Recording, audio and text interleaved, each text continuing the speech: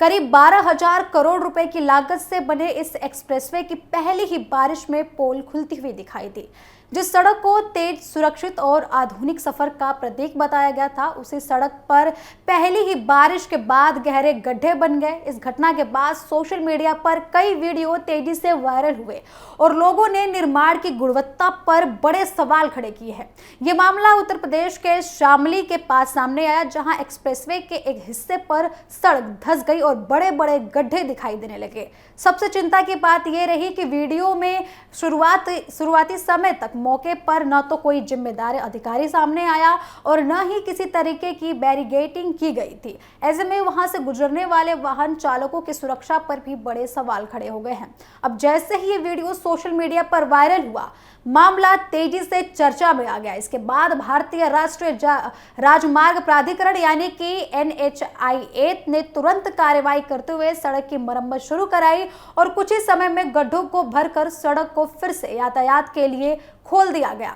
हालांकि सवाल अभी भी वही है कि जिस एक्सप्रेसवे का उद्घाटन कुछ ही महीनों पहले हुआ था, उसमें पहली ही बारिश के बाद स्थिति ऐसी हुई कि वहां गड्ढे बन गए।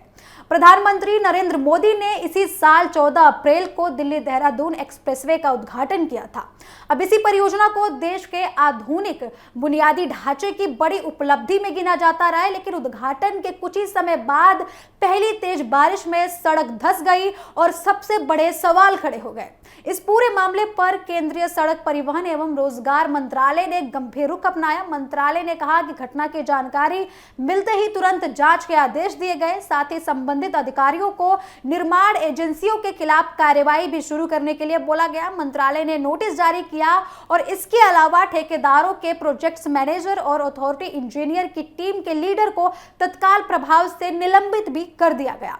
सरकार का कहना है कि यदि जांच में किसी भी तरीके की लापरवाही या गुणवत्ता में कमी सामने आती है तो आगे भी सख्त कार्रवाई होगी। उधर NHAI ने इस घटना पर खेद जताते हुए अपनी सफाई भी दी। प्राधिकरण का कहना है कि सड़क धंसने की मुख्य वजह निर्माण गुणवत्ता नहीं बल्कि जल निकासी यानी कि ड्रेनेज सिस्टम था, जो पूरी तरीके से काम नहीं कर रहा था।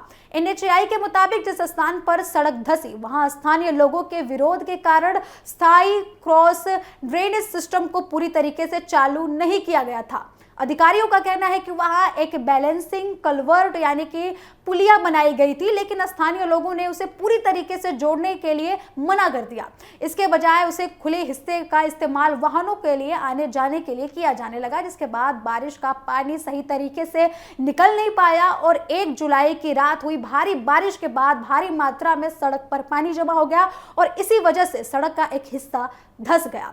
लेकिन कितनी भी दलीलें दी जाए, सवाल तो अभी भी वही कायम होता है कि जो सड़क कुछ ही महीने पहले जिस एक्सप्रेसवे का उद्घाटन होता है प्रधानमंत्री द्वारा, वो पहली ही बारिश में ऐसे कैसे धंस सकता है। इस घटना के ने एक बार फिर देश में बड़े प्रोजेक्ट्स की गुणवत्ता को लेकर बहस छिड़ दी है। लोग सवाल पूछ रहे हैं कि जब हजारों करोड़ों रुपए खर्च किए जाते हैं तो सड़क पहली ही बारिश में कैसे टूट जाती है। क्या निर्माण की गुणवत्ता से समझौता किया जाता है? क्या निगरानी में कहीं कमी रह जाती है? या फिर क्या भविष्य में ऐसी घटनाओं को रोकने के लिए, व्यवस्था को मजबूत करने के लिए कोई भी प्रयास नहीं किया जाता है? अब इसी बीच सोशल मीडिया पर लोगों की प्रतिक्रिया भी तेज हो गई है। कई लोग वायरल वीडियो साझा करते हुए निर्माण एजेंसियों की जवाबदेही तय करने की मांग कर रहे हैं। वहीं कुछ लोगों का यह कहना है कि अगर समय रहते सड़क की मरम्मत नहीं की जाती तो बड़ा हादसा भी हो सकता था।